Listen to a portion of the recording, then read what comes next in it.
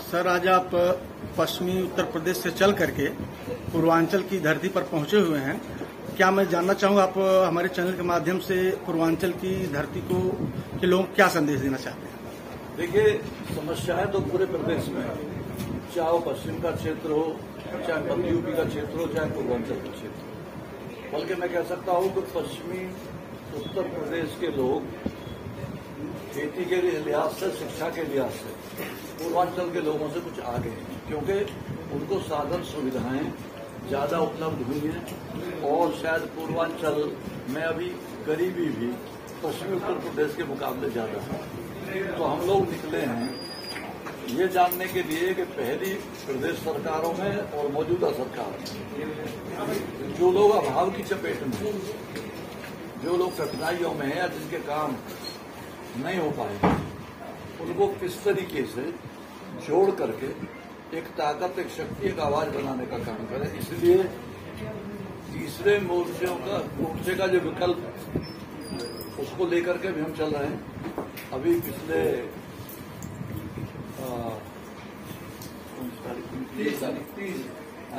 3 तारीख को मंत्रालय में एक विचार विमर्श समिति हमने बुलाई थी। पूरे उत्तर प्रदेश के करीबन 45 जनपदों के लोग उसमें आए थे। किसी जनपद में से 5, किसी में से 10, किसी में से 2, किसी में से 1। तो हमारे जानने का मतलब यही था कि ऐसा ढेर सारा काम बाकी है कि जो न पिछली सरकारों ने किया, न इस सरकार ने किया।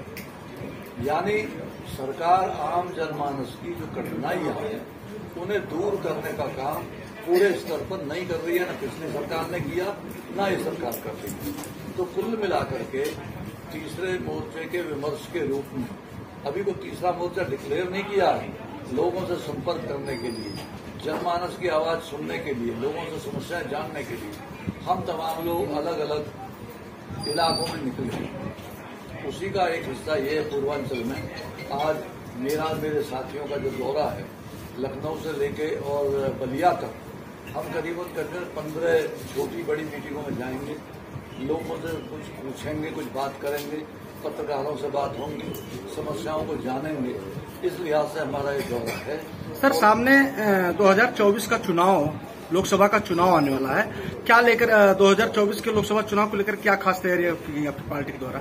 नहीं, लोकसभा का चुनाव तो लड़ा ही जाएगा, लेकिन उससे पहले ये जानकारी जरूरी है कि किस जनपद में, किस लोकसभा क्षेत्र में, किस विधानसभा में लोगों की मूल समस्या और क्या है।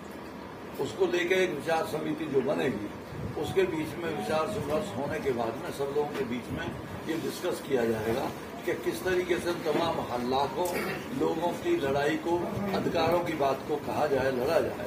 इस बात को लेकर के हम तमाम लोग। सर, युवा बेरोजगार के लिए भटक नहीं, इसके बारे में क्या कह रहे हैं? ये सबसे बड़ी समस्या है और महज प्रदेश की नहीं, देश की सबसे बड़ी समस्या है कि आज नौजवान किसान बेचारे ने भी गरीबी में से अपने बच्चे को थोड़ा पढ़ाने लिखाने का काम किया है, लेकिन उसको रोजगार नहीं मिल रहा। आज मतलब BA, MA, स्नातक डिग्री धारक बच्चों का पूरा ढेर है पूरे प्रदेश के अंदर, पूरे देश के अंदर। यानी करोड़ों नौजवान, उन नौजवानों का जो शिक्षित नौजवान है, उनका हाथ बेरोजगार सर। तो उसको रोजगार कैसे मिल सकता है, या वो स्वतः किस तरीके से व्यवसाय में जा सकते हैं, इस बात को लेकर भी मंथन है। उन विचारों को, चारों तरफ की समस्याओं को जानने के बाद हम ये बात अपने पटल पर और लोगों के बीच रखेंगे कि इन समस्याओं का निराकरण कैसे किया जाए। क्यों पिछली सरकारों का काम भी सामने है और मौजूदा सरकार का काम भी सामने है, तब भी नौजवान बेरोजगार है, किसान परेशान है, महिला की आवाज सुनी नहीं जाती, गरीब बेचारा और गरीब होता जा रहा है। ये सारी समस्याएं आज भी मौजूद हैं। सर, अभी आपने कहा कि पश्चिमी प्रदेश में सरकार मतलब कि वहाँ के लोग खेती में ज्यादा आगे हैं और किसी के क्षेत्र में पूर्वांचल पीछे है, तो सरकार मतलब कम ध्यान दे रही है। आपकी नहीं, सरकार ने ध्यान तो पीछे भी दिया, अब भी दे रही है, लेकिन कुछ ना कुछ विषमताएं जरूर हैं, चाहे वो प्राकृतिक तौर पे हो और चाहे वो काम करने के तरीकों से हो। लेकिन मैंने ये कहा, साधन संपन्न आदमी अपनी खेती में ज्यादा पैदावार कर लेता है, या जहां रोजगार के अवसर ज्यादा हैं वहां का बच्चा रोजगार पा जाता है। अब मैं पूरे इलाके को देखता चला आ रहा हूं, ये हाईवे से भी गुजरा हूँ, मुझे कोई बड़ी इंडस्ट्री दिखाई नहीं जहाँ 500, 1000, 2000 नौजवान जाकर के रोजगार पाए। हमने अकेले अपनी कॉन्स्टिट्यूंसी में 2 चीनी मिल लगाए और दोनों चीनी मिलों में करीबन आज 2500 नौजवान उस इलाके के ही काम कर रहे हैं, जो कुछ पढ़ लिख गए हैं, जो टेक्नीशियंस बन गए हैं, जो टेक्निकल हेड हो गए हैं। तो इस तरीके से रोजगार की व्यवस्था जब तक हम इलाकों में नहीं करेंगे तब तक नौजवान को रोजगार में समस्या आती है। किसानों की आय दोगुनी करने का सरकार का वादा था, कहाँ तक पूरा हुआ? देखिए, ये तो बेहतर किसान जानते होंगे, हालांकि मैं भी किसान हूँ।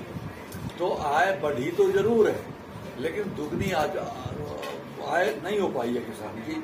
इसको आप भी जानते हैं, मैं भी जानता हूँ। उस पर भी काम होना चाहिए और मैं इस बात से इनकार नहीं करता। मेरा महज सरकारों की बुराई करना ही मकसद नहीं है। काम कुछ पिछली सरकार में भी हुए, उससे ज्यादा इस सरकार में भी हुए, तो भी समस्या अपनी जगह झुकी तो बनी हुई है। बेरोजगारी बनी हुई है, किसान परेशान है, गरीबी रेखा से नीचे जिंदगी जीने का मजबूरी आदमी के साथ आज भी जुड़ी हुई है। महिलाओं के साथ आज भी सही तरीके से बर्ताव नहीं किया जाता है। तो कुल मिलाकर समस्याएं हैं आज भी, जिन पे काम होना चाहिए। सर, लोकसभा चुनाव 2024 में सर आप स्वतंत्र लड़ेंगे कि या फिर गठबंधन का विचार? नहीं, देखिए, ये टाइम गठबंधन का ही आ गया। जब बड़ी बड़ी पार्टियां 20-20, 22 पार्टियों के गठबंधन करके लड़ती हैं। एक नया गठबंधन और भी प्रदेश में बना है। अब ऊपर वाला जाने इन गठबंधनों का क्या रूप होगा, कैसे होगा, कैसा नहीं होगा, है तो वही बेहतर जानते हैं। बहरहाल अकेले लड़ने में दुविधा सिर्फ ये है कि अकेला एक पार्टी का, अब बड़ी पार्टी जिनके पास बहुत सारा पैसा